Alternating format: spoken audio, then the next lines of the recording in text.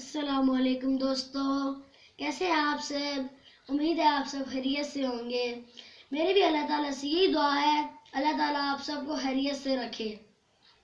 دوستو، میں محمد زیان خان آپ کے سامنے آج حاضر ہوا ہوں ایک نئی ویڈیو اور ایک نئے ٹاپک کے ساتھ۔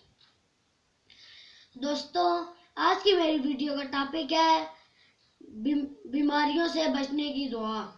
دوستو، آج کل کا ماحول جو چل رہا ہے، کرونا وائرس اور مختلف قسم کی عجیب بیماریاں، اس کے لیے بھی ایک مفید دعا ہے۔ دوستو، دوسری جو دعا ہے وہ جسم کے کسی حصے میں مستقل یا اتفاقاً درد ہو جس سے آرام نہ آ رہا ہو، تو اس کے لیے یہ دوسری دعا بہت ہی مفید ہے۔ انشاءاللہ فوراً آرام آ جائے گا۔ بس آپ یقین کے ساتھ ان دو دعاؤں کو صبح شام پڑھا کریں۔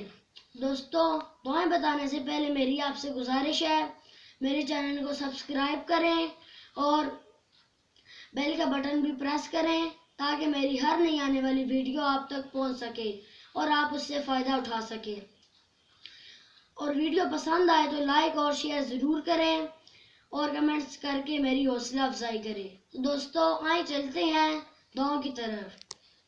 بحقی ابن السنی ابو عبیدہ حضرت ابن مسعود رضی اللہ تعالیٰ عنہ سے روایت کرتے ہیں کہ انہوں نے ایک بیماری میں مبتلا آدمی کے کان میں کچھ پڑا تو اسے افاقہ ہو گیا۔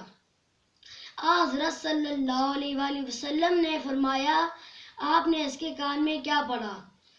تو حضرت ابن مسعود رضی اللہ تعالیٰ عنہ نے عرض کیا، بسم اللہ الرحمن الرحیم، افحسبتم انما خلقناکم عبثا وانکم الینا لا ترجعون، فتعالی اللہ الملک الحق، لا الہ الا هو رب العرش الکریم، ومن يدع مع الله إلها آخر لا برهان له به فإنما حسابه عند ربه إنه لا يفلح الكافرون، وقل رب اغفر وارحم وأنت خير الراحمين۔